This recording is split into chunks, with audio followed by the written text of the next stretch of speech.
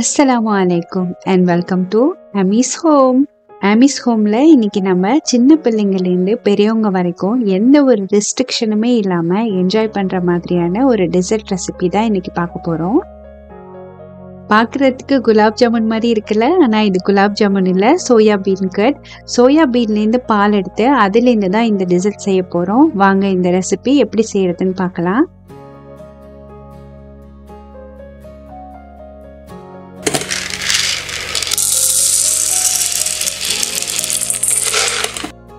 Soya bean cut செய்கிறதுக்கு soya பால் தேவை.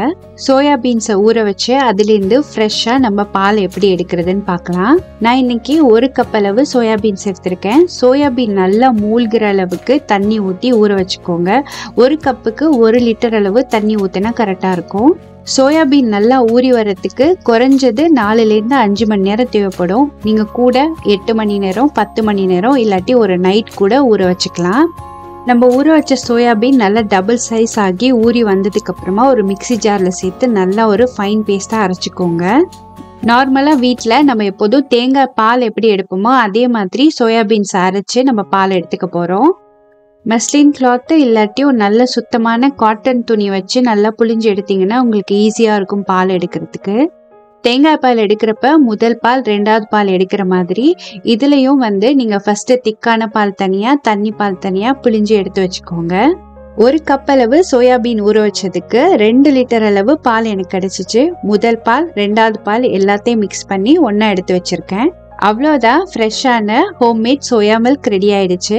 இந்த சோயா பாலில் ஒரே ஒரு பண்டான் லீஃப் போட்டு பச்சை வாசம் போகிற அளவுக்கு காய்ச்சிட்டு குடிச்சிங்கன்னா அவ்வளோ டெலிஷியஸாக இருக்கும், ரொம்ப ஹெல்த்தியும் கூட. சோயா பால் எடுத்தாச்சு. அடுத்தது சோயா பீன் கர்ட் எப்படி செய்யறதுன்னு பார்த்துடலாம். சோயா பீன் கர்ட் ட்ரெடிஷ்னலாக நம்ம தயிர் மாட்டு பாலில் உரைய வைக்கிற மாதிரி இந்த சோயா பாலில் உரைய வைப்பாங்க. நம்ம இன்னைக்கு கடற்பாசி பவுடர் யூஸ் பண்ணி சோயா பீன் கர்ட் செய்ய போகிறோம். அடி கனமான பாத்திரத்தில் நம்ம எடுத்து வச்சிருக்க சோயா மில்கை சேர்த்துட்டு அது கூடவே 2லேருந்து 3 பண்டான் இலை, அதுக்கப்புறம் 10 கிராம் அளவு கடல்பாசி பவுடர் எடுத்திருக்கேன். உங்ககிட்ட கடல்பாசி பவுடர் இல்லைன்னா அந்த ஸ்ட்ரிப்ஸ் மாதிரி இருக்கும்ல, அந்த கடல்பாசி கூட சேர்த்துக்கலாம்.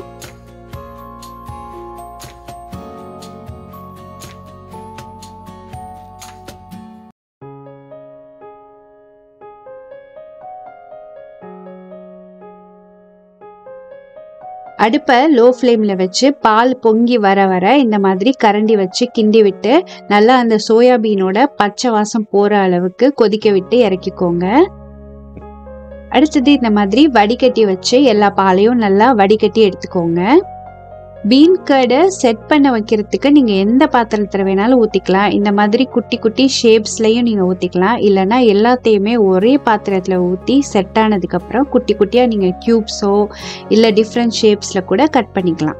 நான் இன்னைக்கு 3 டிஃப்ரெண்ட் ஷேப்பில் சோயாபீன் கட் செட் பண்ணியிருக்கேன். ஒன்று ஹார்ட் ஷேப், ரவுண்ட் ஷேப், அதுக்கப்புறம் இந்த மாதிரி ஜெல்லி பால் செய்கிற மோல்ட்லையும் ஊற்றி நான் ஷேப் பண்ண போகிறேன். இந்த மாதிரி க்யூட்டான ஷேப்பில் செஞ்சு கொடுத்தோன்னா குட்டி பசங்களாம் நல்லா விரும்பி சாப்பிடுவாங்க. சோயாபீன் பிள்ளைங்களுக்கு உடம்புக்கு ரொம்ப நல்லது. கண்டிப்பாக ஒரு வாரத்துக்கு ஒரு முறையாவது சோயாபீன் பால் எடுத்து இல்லை இந்த மாதிரி பீன் கட் மாதிரி செஞ்சு கொடுங்க.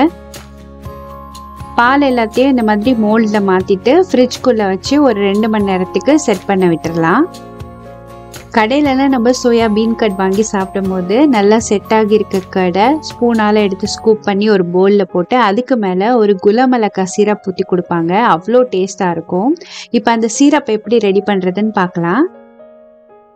இந்த சிரப் செய்கிறதுக்கு கரெக்டான மெஷர்மெண்ட் எதுவும் தேவையில்லை. நம்மளோட இனிப்பு அளவுக்கு தகுந்த மாதிரி நம்ம சேர்த்துக்கலாம். நான் இன்னைக்கு 1 கட்டி அளவு வெல்லம், அது கூடவே 1/4 லிட்டர் அளவு தண்ணி, 2 டவுன் பண்டான் இலை சேர்த்து நல்லா கொதிக்க வச்சுக்கலாம். வெல்லம் கரையிற அளவுக்கு தண்ணி கொதிச்சு வந்தால் போதும்.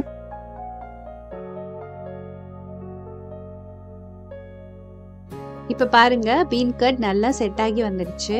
இந்த மாதிரி குட்டி குட்டி பவுலில் நம்ம செட் பண்ணியிருந்தோம்னா அப்படியே சர்வ் பண்ணுறதுக்கு ஈஸியாக இருக்கும். பீன் கடை அப்படியே பிளேட்டில் மாற்றிட்டு நம்ம ரெடி பண்ணி வச்சுருக்க சீரப்பை மேலே ட்ரிசில் பண்ணி விட்டு சாப்பிட்டோம்னா அவ்வளோ டேஸ்ட்டாக இருக்கும். ஒருவேளை நீங்கள் பெரிய பாத்திரத்தில் செட் பண்ணியிருந்தீங்கன்னா குட்டி குட்டியாக அதை நைஃப் வச்சு கட் பண்ணி அதை ஒரு பவுலில் போட்டுட்டு அதுக்கு மேலே இந்த சிரப்பை ஊற்றிட்டு ஒரு ஸ்பூன் போட்டு பசங்களுக்கு கொடுத்தீங்கன்னா விரும்பி சாப்பிடுவாங்க.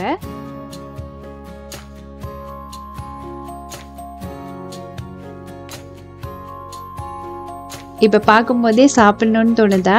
சாப்பிட்றதுக்கு டேஸ்டியாக மட்டும் இல்லாமல் உடம்புக்கு நல்லாவே குளிர்ச்சி தரக்கூடியது. உங்களுக்கு டயபெட்டிஸ் இருக்கா, ஸ்வீட் சாப்பிடணும் போல் கிரேவிங்ஸ் இருக்கா, இந்த மாதிரி ஸ்வீட் டெசர்ட்லாம் செஞ்சு நீங்கள் தாராளமாக சாப்பிட்லாம். உங்கள் வீட்டு குட்டி பசங்க ஜெல்லி செஞ்சு தர சொல்லி கேட்குறாங்களா? இந்த ஹெல்த்தியான ஜெல்லியை அவங்களுக்கு செஞ்சு கொடுத்து பாருங்கள், விரும்பி சாப்பிடுவாங்க. இந்த ரெசிபி உங்களுக்கு பிடிச்சிருந்துச்சுன்னா லைக் பண்ணுங்க, உங்க ஃப்ரெண்ட்ஸ் அண்ட் ஃபேமிலிக்கு ஷேர் பண்ணுங்க. மறக்காம ஆமிஸ் ஹோம்க்கு சப்ஸ்கிரைப் பண்ணுங்க. தேங்க்யூ.